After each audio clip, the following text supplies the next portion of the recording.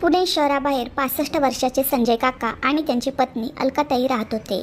त्यांना एक मुलगा होता. अतिशय देखणा, 6 फूट उंच, गोरावर्ण, धिप्पाड देहयष्टी. संजय काकांचा मुलगा अमित हा गेल्या 10 वर्षापासून अमेरिकेत राहत होता. तो डॉक्टर होता. अतिशय महत्त्वाकांक्षी असणारा अमित यूरोलॉजिस्ट, मूत्ररोग विकार तज्ज्ञ होता. अमितने त्याचे पदवीचे शिक्षण अमेरिकेत केले. त्याचे शालेय शिक्षण त्याने इथे भारतात राहून पूर्ण केले होते. संजय काका आणि अलकाताई यांचं अमितवर खूप प्रेम होतं. त्याने आपल्या मुलाला तळहाताच्या फोडाप्रमाणे वाढवले होते. आपली व उत्तुंग स्वप्ने उराशी बाळगून तो स्वतःचे करिअर घडवण्यासाठी अमेरिकेत गेला होता. अमित कामामध्ये खूप व्यस्त असायचा. तो न चुकता आई वडिलांना फोन करत असे. पुण्यात गावी आपला आलिशान बंगला असावा असं अमितचं स्वप्न होतं. सध्या संजय काका आणि अलकाताई त्यांच्या जुन्या घरात राहत होत्या. घर जुनाट पण अतिशय सुंदर, पारंपरिक पद्धतीचे आणि नीटनेटके होते. त्यांनी एक कामाला मोलकरीण ठेवली होती, कारण आता या वयात त्या वृद्ध जोडप्याला घरातील व आजूबाजूची सर्व कामे करणे थोडे कठीणच पडत होते. त्यांचा मुलगा अमेरिकेत यूरोलॉजिस्ट असल्याने बऱ्यापैकी पैसा कमावत होता. दर महिना तो आपल्या आईवडिलांना पैसे पाठवत असे. मुलाने पाठवलेल्या पैशाने त्यांचं आरामात भागत होतं. अमितने सांगितल्याप्रमाणे नवीन घराचं काम एव्हाना सुरू झालं होतं. घराचे काम पूर्ण झाल्यानंतर अमित अमेरिकेतून भारतात परत येणार होता आणि लग्न वगैरे करून इथे स्थायिक होणार होता. भारतामध्ये त्याचं स्वतःचं मल्टी स्पेशालिटी हॉस्पिटल असावे आणि त्यातून खूप पैसा कमवावा हे अमितचे ध्येय होते आणि त्यानुसार तो खूप मेहनतही करत होता. संजय काकांच्या मुलाला छान शौकी जीवन आवडत होते. हॉलिवूड मूव्हीज पाहून तो प्रेरित व्हायचा म्हणाना. जसं बहुतेक महत्त्वाकांक्षी माणसासोबत घडण्याची शक्यता असते तेच विपरीत अमितसोबत घडलं. त्याचं राहणीमान, पैसा, गाडी, बंगला पाहून स्वार्थी लोक त्याच्या भोवती जमा होऊ लागले. त्यातच कमावलेले पैसे लास वेगासला जाऊन कसिनोमध्ये जुगारात उडवण्याचा त्याला वाईट छंद जडला. इकडे पुण्यात उन्हाळा चालू झाला होता आणि त्यामुळे खूप उष्मा होत होता. खूप महिने बंद राहिल्याने त्यांचा घरातला AC बिघडला होता. त्यातच अचानक ढगाळ वातावरण होऊन वातावरण बदलाने जगणं असह्य झालं होतं. अचानक AC बंद पडल्याने संजय काकांनी ऑनलाईन साईटवरून AC मेकॅनिक बोलावला. दुसऱ्या दिवशी ठरल्याप्रमाणे AC मेकॅनिक आला. त्याने ठरलेल्या वेळेप्रमाणे दारावरची बेल वाजवली. AC मेकॅनिकचे नाव प्रशांत असं होतं. प्रशांतला घरात घेतल्यावर तो लगेच AC पाहायला गेला. पण संजयजी आणि अलकाजीने त्याला प्रथम थोडं बसायला सांगितलं व चहा पाण्याचं विचारलं. चहा पिऊन झाल्यावर प्रशांत उठून आपल्या AC रिपेअरिंग कामाला लागला. साधारण 2 तास प्रशांत AC रिपेअरिंगचं काम करत होता. रिपेअरसाठी त्याला अजून थोडा वेळ लागणार होता. तेवढ्यात दगदगीने म्हणा किंवा अचानक बदललेल्या हवामानामुळे संजय काकांना चक्कर आली आणि ते जमिनीवर कोसळले. आवाज कसला आला या कुतूहलाने किचनमधून बाहेर आलेल्या अलका काकूंची समोरच दृश्य पाहून घाबरून बोबडीच वळली. आपल्या पतीला समोर जमिनीवर अस्ताव्यस्त स्थितीत पडलेले पाहून अलका काकूंचे पाय थरथरायला लागले.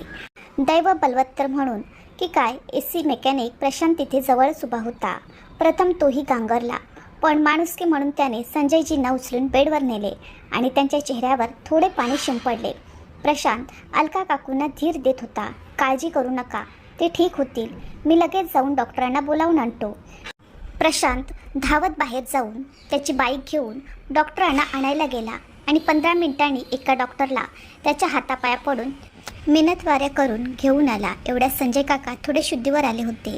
आलेल्या डॉक्टरांनी संजय काकांना तपासले, रक्तदाब पाहिला, नाडी तपासली. संजय काकांचा घामेजलेला चेहरा आणि शरीर, घाबरा आवाज, बोलताना होणारे किंचित अस्पष्ट उच्चार यावरून संजयजींना हलका हार्ट अटॅक येऊन गेलेला आहे असं त्यांना दाट संशय आला होता. रिस्क नको म्हणून घरी आलेल्या डॉक्टरांनी काकांची केस हार्ट स्पेशालिस्ट डॉक्टरकडे रेफर केली आणि लगेच त्यांना स्पेशालिस्टच्या हॉस्पिटलमध्ये हलवायला सांगितलं. तुर्तास तरी जास्त चिंताजनक परिस्थिती नव्हती. तरीसुद्धा प्रशांतने वेळीच केलेली धावपळ संजयजींचा जीव वाचवायला पुरेशी ठरली होती.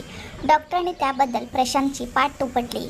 एकंदरीत प्रकरणाने जरी अलकाताई भलत्याच चिंतेत पडल्या असल्या तरी प्रशांतने दाखवलेल्या प्रसंगावधानामुळे संजय काका आणि अलकाताईंनी प्रशांतचे खूप कौतुक केले.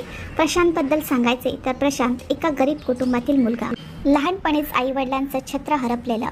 आई वडिलांच्या प्रेमासाठी तळमळणारा आणि त्यात घरची परिस्थिती बेताचीच. त्याच्या सख्या काका काकूंनी प्रशांतला आपल्याकडे ठेवायला नकार दिला होता. त्यामुळे लहानपणापासून प्रशांत एका अनाथाश्रमात वाढला होता. होतकरू व प्रामाणिक असा तो दिवसा शिक्षण घ्यायचा आणि रात्रपाळीत काम करायचा. पैशाची कमतरता असल्यामुळे त्याने कसेबसे B.Com पूर्ण केले आणि नंतर लगेच नोकरी मिळाली नाही म्हणून उपजीविकेसाठी 3 महिन्यांचा खास AC रिपेअरिंगचा कोर्स पूर्ण केला. त्याचसोबत हातभार म्हणून इतर उपकरणे तसेच वॉशिंग मशीन, फ्रीज रिपेअर करायचं पण प्रशिक्षण घेतलं होतं. प्रशांतचा स्वभाव खूप प्रेमळ होता. त्याचप्रमाणे त्याला दुसऱ्यांना मदत करायला नेहमीच आवडत असे. प्रशांतला एक मुलगी आवडायची, ती सुद्धा अनाथ होती. थोडीफार नोकरी करून पैसे जमवावे, लग्न करावे आणि सुखाचा संसार करावा हे प्रशांतचं इवलसं सुरेख सुंदर स्वप्न होतं. त्यासाठी तो तळमळीनं काम करत होता, जीवाचं रान करत होता. त्या रानात त्याला आपल्या होणाऱ्या पत्नीसोबत सुखी कुटुंबाची बाग फुलवायची होती. प्रशांतमुळे जणू संजयजींना नवीन आयुष्य लाभलं होतं. त्यांना जणू आपला दुसरा मुलगाच आपल्या जवळ असून तो आपली काळजी घेत आहे असं वाटलं. त्या दोघांनीही प्रशांतला दुसऱ्या दिवशीही थोडं मदतीला यायची विनंती केली. दुसऱ्या दिवशी संजय काका आणि अलकाताई यांना घेऊन प्रशांत हृदयरोग तज्ज्ञाकडे गेला. काकांच्या सर्व टेस्ट रिपोर्ट्सचा सखोलपणे अभ्यास करून हृदयरोग तज्ज्ञांनी संजय काकांना त्यांच्या मुख्य रक्तवाहिन्यांमध्ये कोलेस्टेरॉलची भरपूर ब्लॉकेजेस असल्याचं निदान केलं व बायपास सर्जरीची गरज असल्याचा निर्वाळा दिला.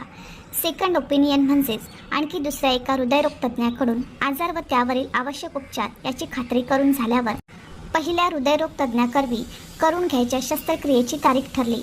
शस्त्रक्रियेवेळी संजय काकांना एकसारख्याच रक्तगटाच्या म्हणजेच A पॉझिटिव्ह रक्ताची गरज होती.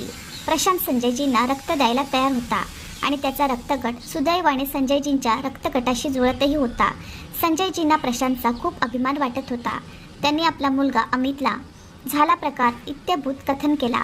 A पॉझिटिव्ह रक्तगटाच्या रक्ताची निकडसुद्धा प्रशांतने कशी पुरी केली ही जोर देऊन अमितला सांगितलं. अमित ऐकलेल्या बातमीने सुखावला. त्यात A पॉझिटिव्ह रक्तगटाची गोष्ट ही त्याच्या खास ध्यानात राहिली. शस्त्रक्रिया यशस्वीरित्या पार पडली व एका आठवड्याभराने संजय काकांना हॉस्पिटलमधून डिस्चार्ज मिळाला. अलकाजींनी यशस्वी झालेल्या शस्त्रक्रियेबद्दल प्रशांतला वेळेस त्याच्या मदतीला पाठवल्याबद्दल देवाचे खूप आभार मानले.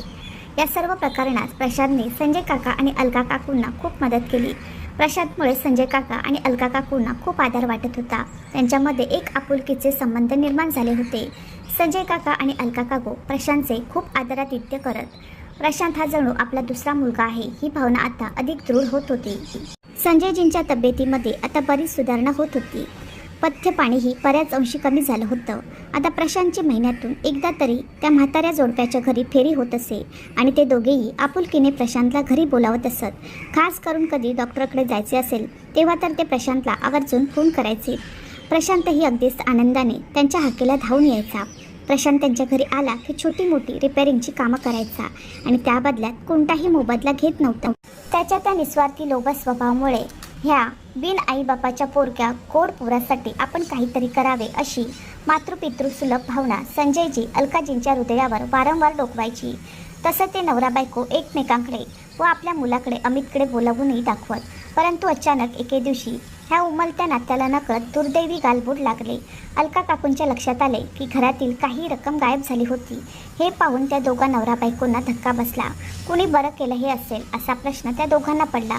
हे घरातील मोलकरणीवर संशय घेऊ शकत नव्हते, कारण ती खूप वर्षापासून त्यांच्याकडे काम करत होती आणि ती गरीब आणि मुलं बाळवाली असल्यामुळे चोरी करेल याची शक्यता वाटत नव्हती.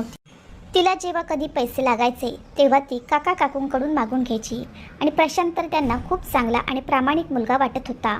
त्यानेही त्या दोघांना खूप मदत केली होती, तीही अगदी सख्या मुलाप्रमाणेच. त्यामुळेच आणि तशी रक्कमही छोटी असल्यामुळे त्यांनी या गोष्टीकडे दुर्लक्ष केले. परंतु पुन्हा अशीच घटना घडली.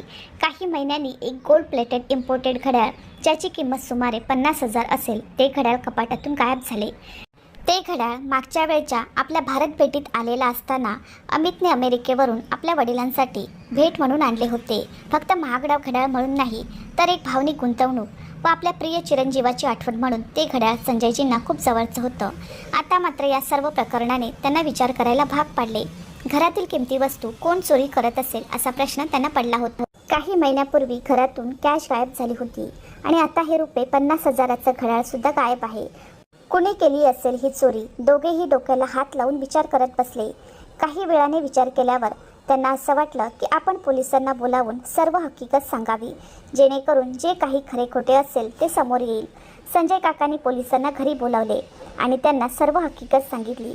पोलिसांनी त्यांना प्रश्न केला की तुमच्या घरात कुणाचं येणं जाणं होतं का, किंवा तुम्हाला कुणावर संशय आहे का?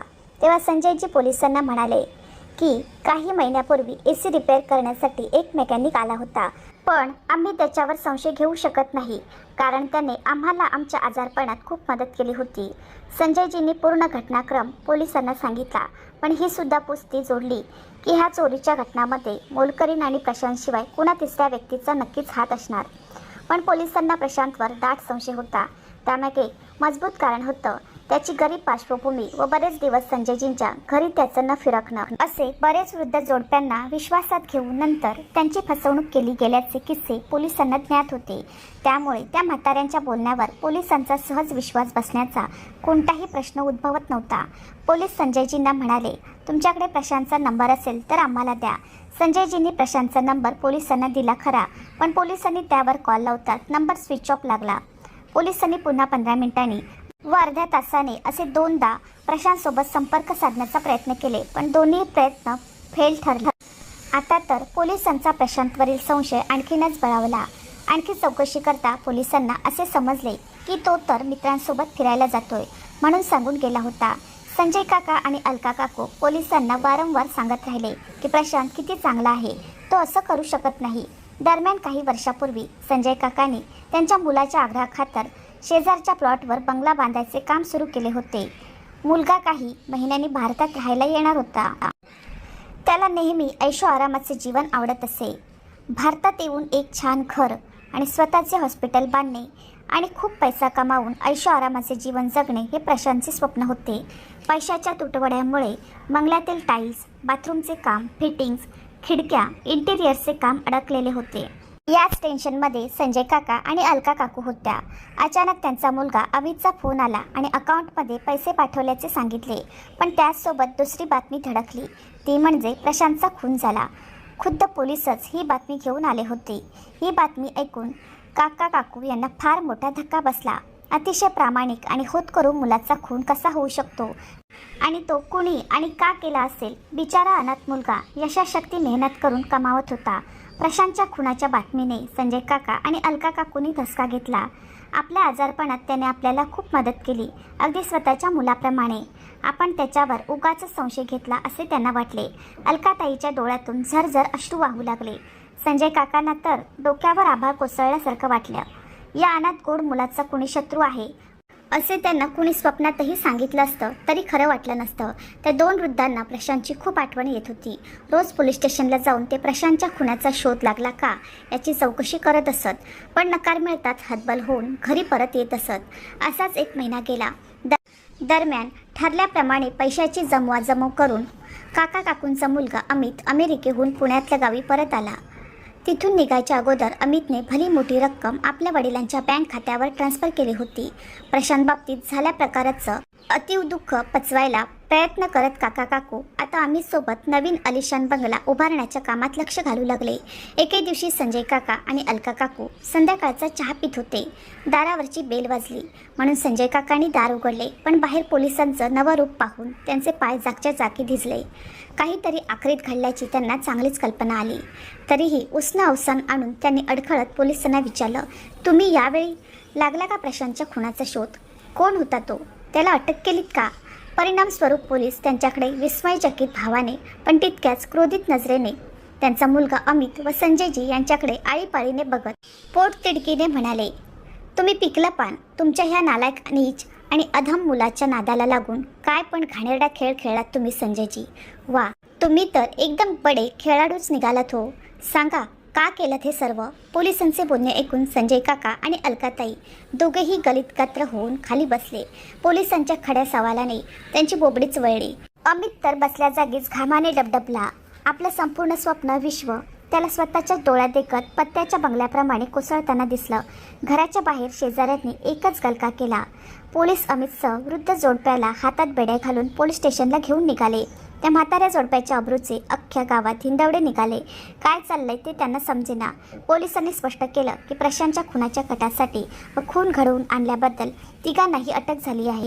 प्रशांतचा खून झाल्यावर पोलिसांनी खुन्याचे धागेदोरे शोधण्याचा खूप प्रयत्न केला, पण खुन्यांनी आपलं काम शिताफीने पार पाडलं होतं. जवळच पडलेल्या सूर्यावर कोणतेही हाताच्या बोटाचे ठसे पोलिसांना मिळू शकले नाही. खुन्याने धारदार शस्त्राने पोटाजवळ वार करून जीव घेतला होता. कोणताही परिस्थितीजन्य पुरावा पोलिसांना अपराधाच्या ठिकाणी न मिळाल्याने शोध जवळपास थांबला होता.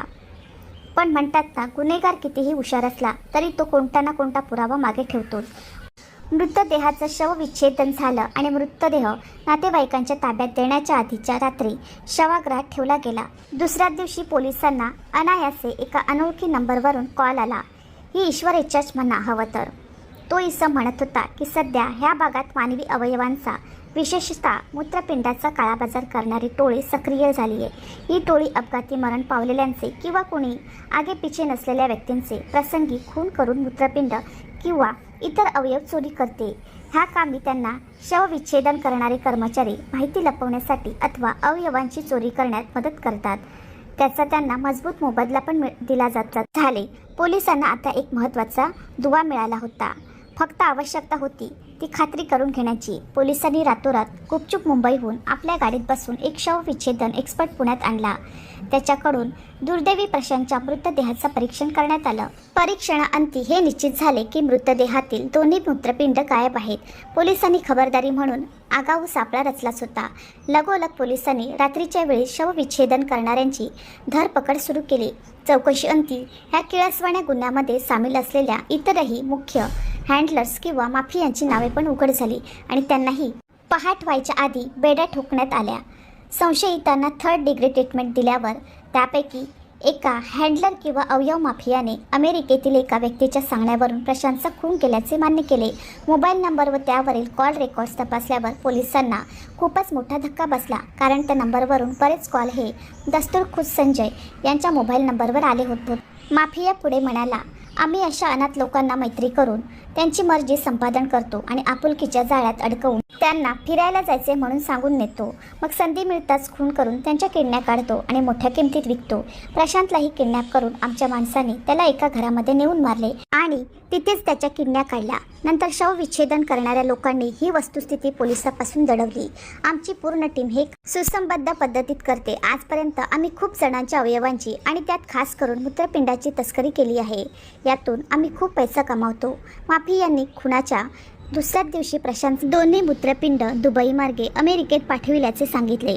अमेरिकेत एका मूत्रपिंडाची किंमत जवळपास रुपये 5 कोटीपर्यंत मिळते. भारतात अवयव माफियांना रुपये 1 कोटीपर्यंत पैसे मिळतात. जेवढी व्यक्ती तरुण तेवढी त्यांच्या अवयवांना जास्त मागणी व पैसा. खोलवर तपास करता पोलिसांच्या असे निदर्शनास आले की अमितने स्वतःच्या आणि आपल्या वडिलांच्या बँक अकाउंटवर परदेशातून भली मोठी रक्कम पाठवून दिली आहे. तसेच परराष्ट्र मंत्रालयाच्या इमिग्रेशन देशांतर खात्याकडून ही बातमीही मिळाली. या संशयित आरोपीचं 2 दिवसापूर्वीच भारतात आगमन झालेलं आहे. पोलिसांना वाटलं की सावध स्वतः जाळ्यात शिरलंय, की अमितला जणू त्याचा काळच अमेरिकेतून भारतात खेचून घेऊन आला होता. पोलीस म्हणाले, संजयजी, तुम्हाला लाज वाटली नाही का या सर्व गोष्टी करायला? ज्या मुलाने तुम्हाला जीवदान दिलं, रक्त दिलं, तुमची आजारपणात सेवा केली, त्या बिचाऱ्या अनाथ मुलाला तुम्ही आयुष्यातून उठवले. अहो काका काकू, म्हातारी लोक या वयात देवाचे नाव घेऊन पुण्य कमवतात आणि तुम्ही खुनात सहभागी होऊन त्या पैशावर आलिशान बंगले उभारता. तुम्हाला देवाच्या शिक्षेची सुद्धा भीती वाटली नाही का हो? आता आयुष्यभर तुरुंगात खडी फोडा. पोलिसांनी संजय काका, अलका काकू, त्यांचा डॉक्टर मुलगा आणि सर्व हँडलर्स माफियांना कोर्टासमोर सादर केले. अमितने पैशासाठी मुख्यत्वे करून त्याच्या आईवडिलांच्या मनात प्रशांतविषयी असलेल्या ममत्वावर राक्षसी असूया निर्माण होऊन प्रशांतच्या खुनाची सुपारी दिल्याचे व त्याचे दोन्ही मूत्रपिंड चोरून ती विकल्याची कबुली केली. माणुसकीला काळिमा फासणाऱ्या या गुन्ह्याबद्दल कोर्टाने अमितला व सर्व माफियांना मृत्यूदंडाची शिक्षा सुनावली. तर सर्व शवविच्छेदन करणाऱ्या कर्मचाऱ्यांना आजन्म सक्षम कारावासाची शिक्षा सुनावली. संजय काका आणि अलका काकूंना ह्या दोघांनाही कोर्टाने कोणत्याही सबळ पुराव्याअभावी मुक्त केले. खरं तर ते वृद्ध जोडपे सुटले होते, परंतु आता त्यांना काहीही बोलायचं नव्हतं आणि काही बोलण्यासारखं शिल्लकही नव्हतं. सहसा मुलं आपल्या आईवडिलांच्या वाईट कर्माची फळे भोगत असतात. इथे तर कर्माने उलटा हिशोब झाला होता. काहीच दिवसात सर्व असह्य होऊन संजय काकांचा एका मोठ्या हृदयविकाराच्या झटक्याने मृत्यू झाला. तर अतिशय दुर्दैवी अलका काकू शेवटचे उरले दिवस मोठ्या कष्टाने मोजते आहे. स्वार्थ आणि पाप फक्त एकट्याच्या नाही तर आपल्या कवेत येणाऱ्या जवळच्या सर्वांचा बळी घेते.